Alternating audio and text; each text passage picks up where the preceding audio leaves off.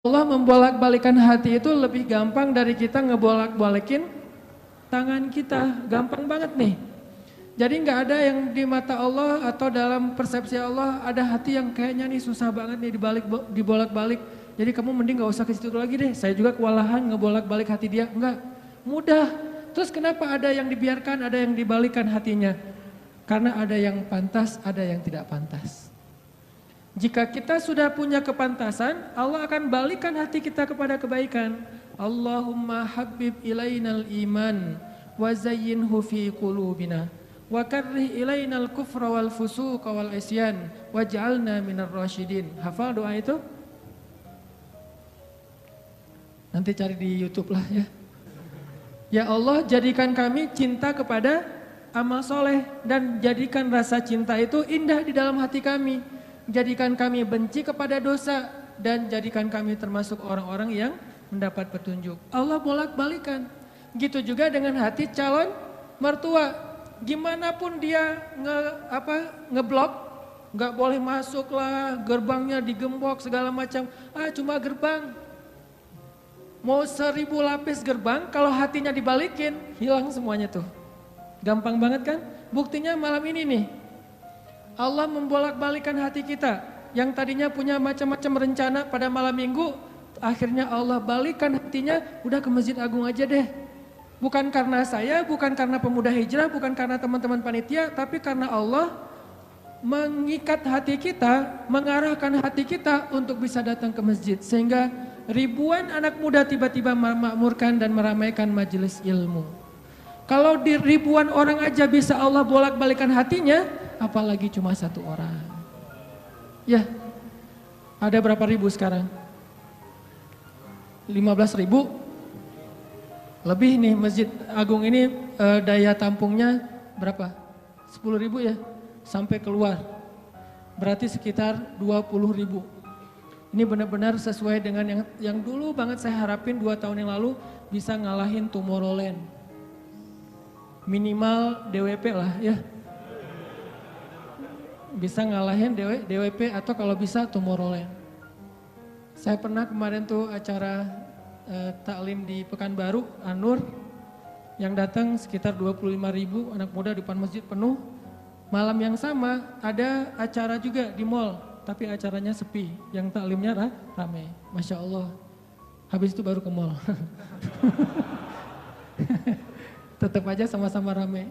Intinya teman-teman mudah buat Allah. Sama kayak Allah membolak-balikan hati Nabi Muhammad. Mertuanya Ali bin Abi Thalib. Padahal udah yang datang itu kurang keren apa coba? Abu Bakar. Secara fisik terkenal Abu Bakar itu orangnya putih. Nggak terlalu gemuk, jadi badannya tuh bagus. Terus orangnya dermawan, akhlaknya paling mulia. Dan gak pernah syirik sejak zaman jahiliyah.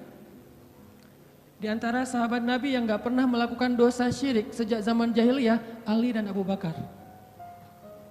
Malah Abu Bakar tuh waktu kecil pernah diajak sama ayahnya untuk nyembah patung. Begitu ayahnya selesai ibadah nyembah patung pergi, itu patung diludahin sama Abu Bakar. Dilemparin kotoran sama Abu Bakar. Apa sih lo patung doang masa disembahin? Kalau lo bisa balas gua, coba lo balas, dilemparin. Ternyata gak balas. Dari kecil juga Abu Bakar itu udah gak pernah syirik. Orang yang sangat terjaga, hanif. Dan julukannya juga sama dengan julukan Nabi Ibrahim, Siddiq. Wadhkur fil kitab Ibrahim innahu kana siddiqan nabiyya. Ibrahim Siddiq, Abu Bakar Siddiq, sama nih. Bahkan Nabi sering membandingkan Abu Bakar sama Ibrahim. Engkau wahai Abu Bakar seperti Ibrahim. Engkau wahai Umar seperti Musa. Ya iyalah Umar ya.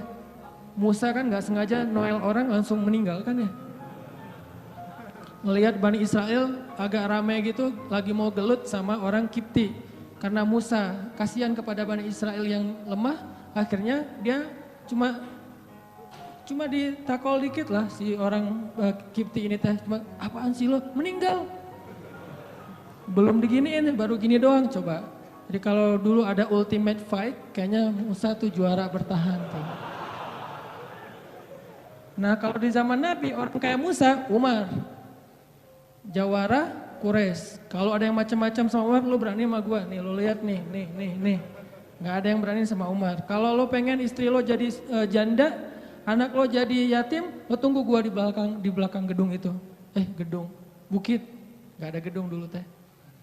Nggak ada yang berani nungguin Umar. Lancar aja tuh hijrahnya. Artinya Abu Bakar tuh sering dibandingkan kayak Ibrahim. Terus dengan Nabi akrab banget tuh Abu Bakar. Jadi kayak soulmate-an berdua tuh. Belum dapat risalah Islam juga, Nabi itu kalau jalan sama Abu Bakar jalan yuk kemana, ngopi kalau bahasa kita teh, ngopi sama Abu Bakar berdua. Dari zaman sebelum Islam juga Nabi itu dalam tanda petik udah sering ngopinya sama Abu Bakar. Coba enak gak nolak teman ngopi kita? Agak susah kan, dia ngajak kemana, gak enak kan nolaknya, yaudah gue datang gitu.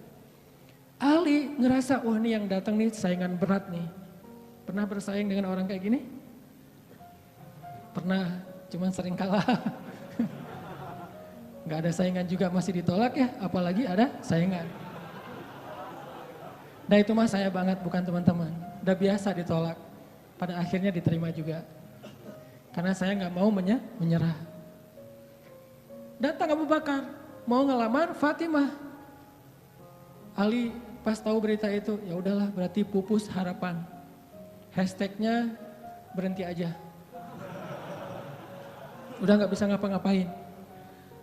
Tidak lama kemudian setelah Abu Bakar lama di rumah Nabi terus pulang, Ali merhatiin wajah Abu Bakar nih, wajah diterima atau wajah ditolak nih.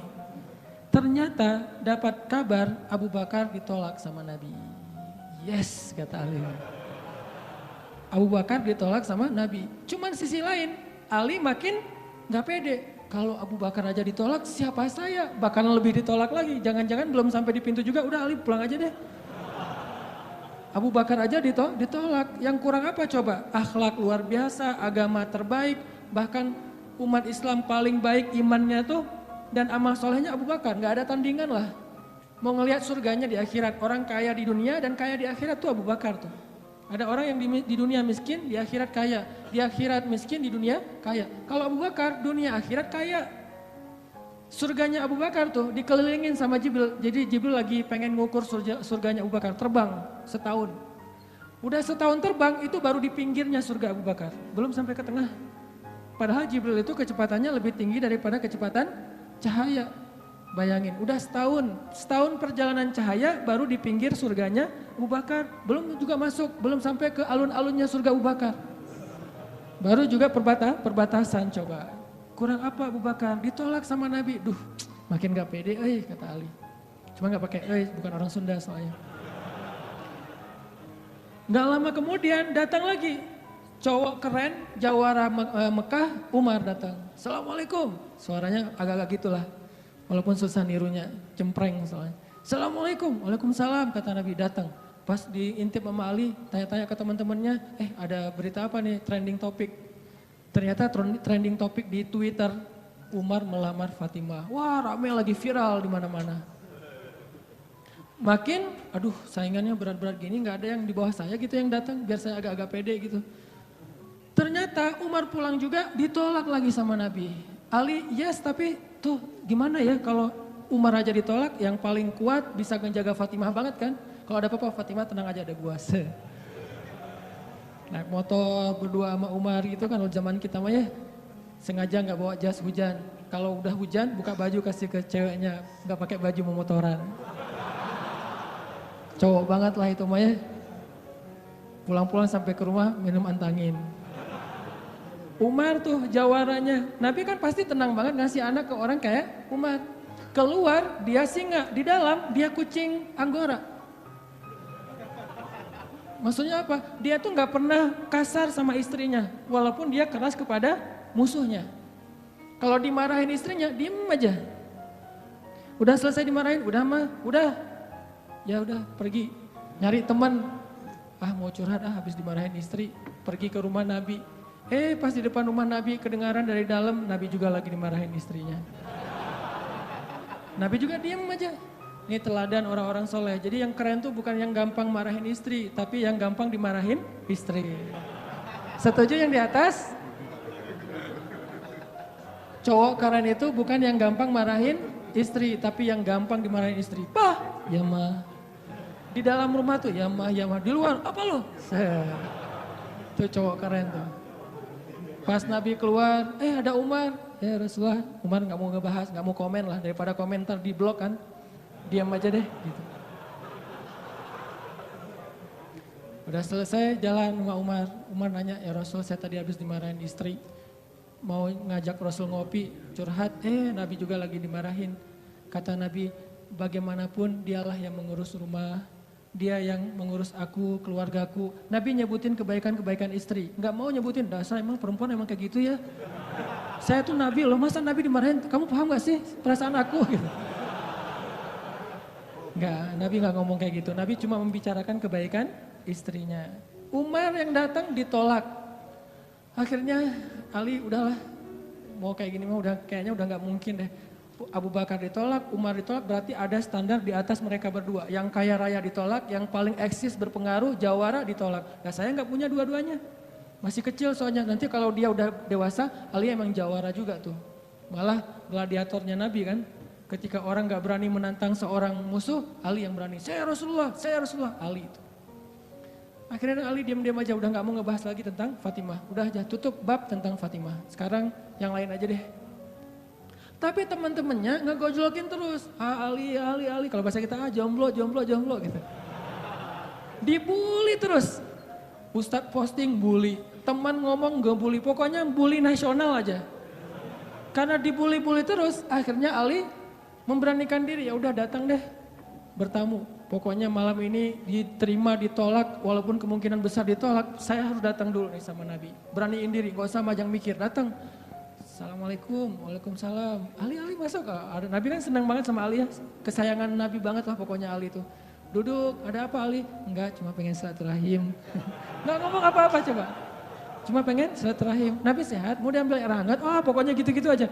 Ali ada apa? Enggak ada apa-apa ya Rasulullah, cuma kangen aja pengen duduk sama Nabi. Kayak gitu aja terus.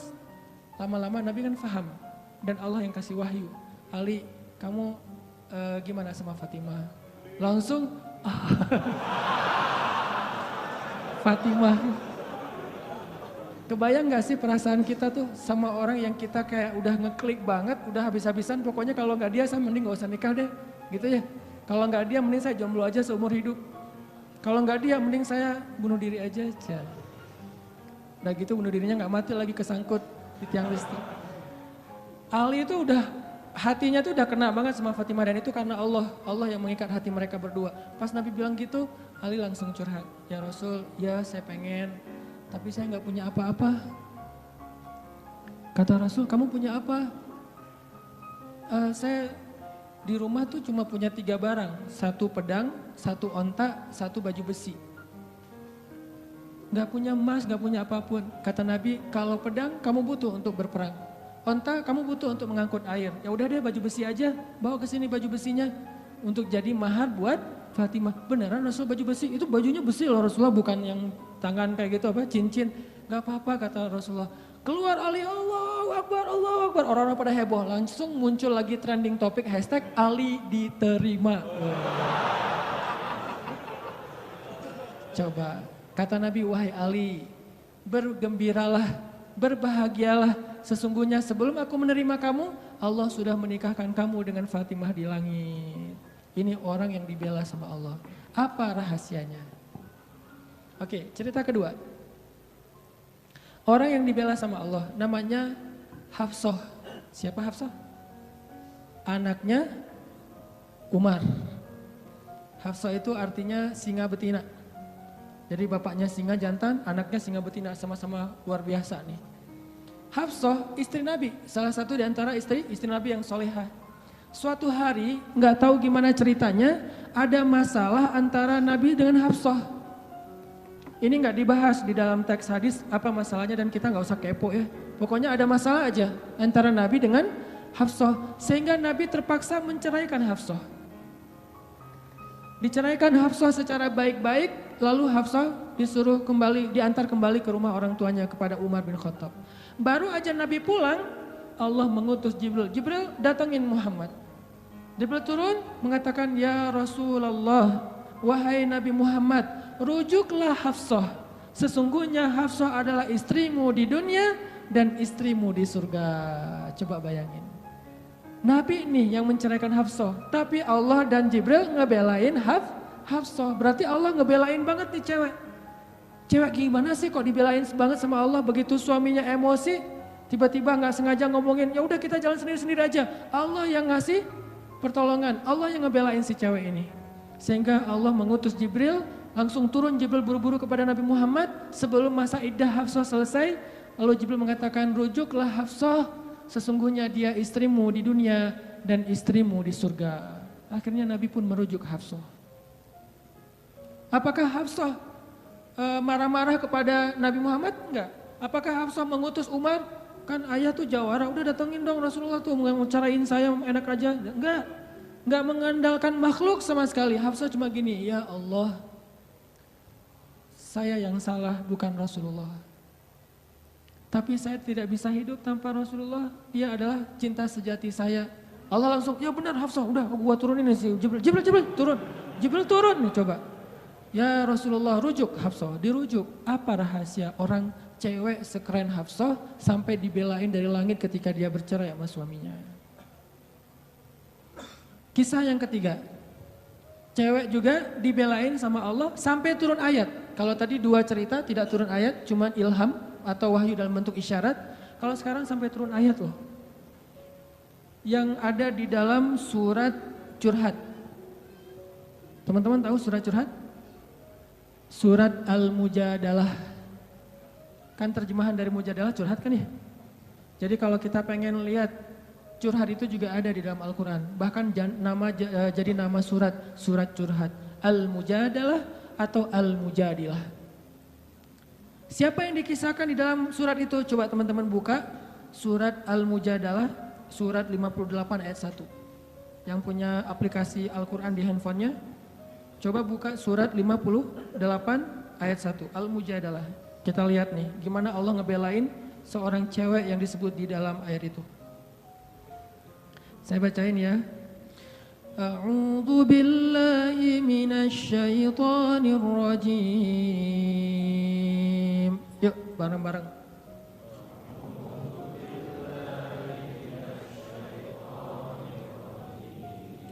Bismillahirrahmanirrahim.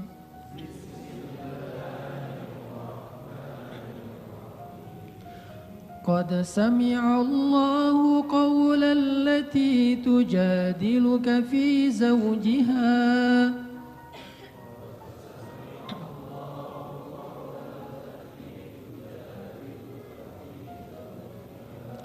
وتشتكي إلى الله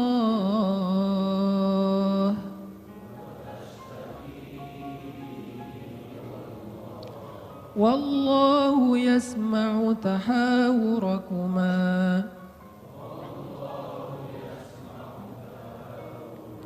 إن الله سميع بصير.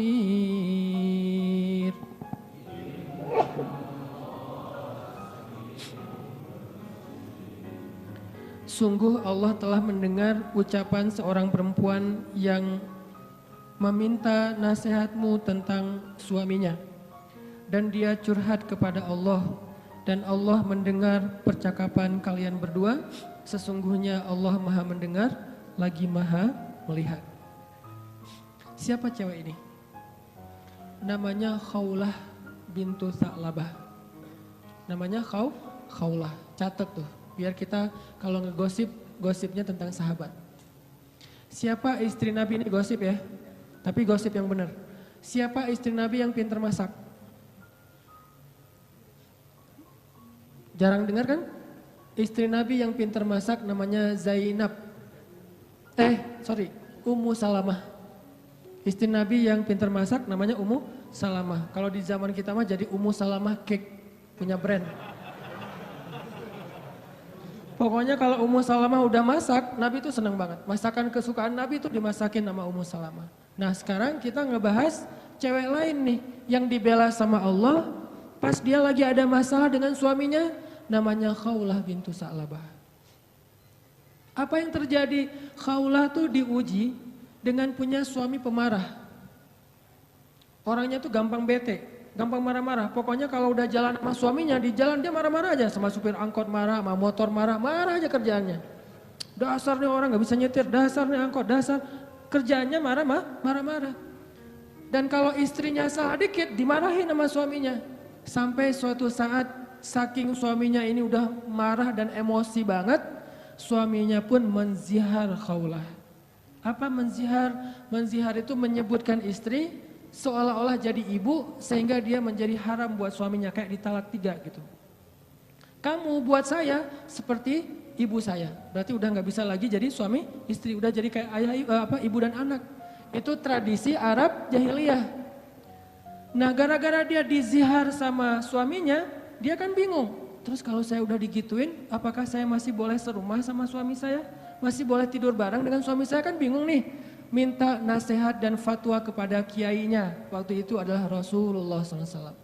Datang nih kaulah ke Nabi dalam wajah yang sedih. Baru dizihar, ditalak 3 sama suaminya, dia datang, ya Rasulullah.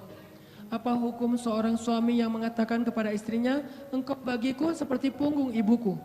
Artinya udah gak halal lagi. Nabi mengatakan kalau gitu engkau wahai Khawlah sudah cerai dengan suamimu. Udah gak bisa lagi bareng.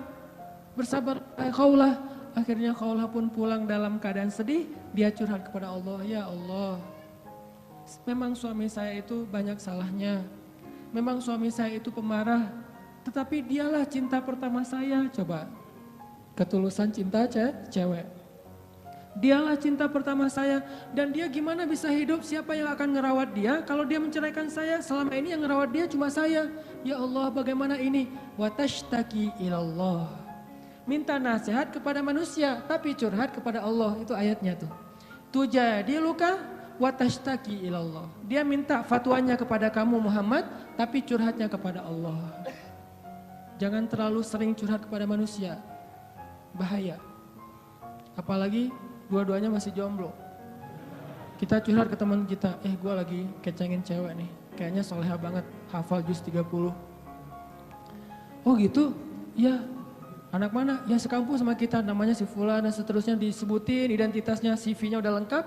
Ternyata dia duluan yang maju. Ditikung di tengah jalan, kan itu berat banget ya. Gara-gara apa? Kok dia tahu tentang cewek itu? Gara-gara curhat kita. Allah tidak pernah menikung hambanya. Hamba sesama hamba saling menikung. Muncullah adegan nanti datang di acara wedding mantan. Udah gitu nyanyi kayak gitu yang baper-baperan gitu ya. Nangis berjamaah.